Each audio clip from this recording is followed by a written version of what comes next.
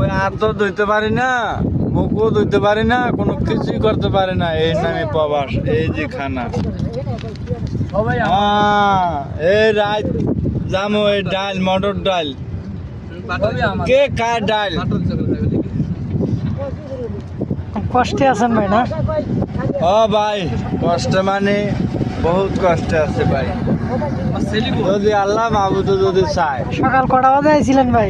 সকালে ভাই আইসি তো ঘুমেতে উঠছি 5টা বাজে ভাই। 5টা বাজে উঠছি ভাই, গাড়ি তুলছি মনে করেন 6টা বাজে।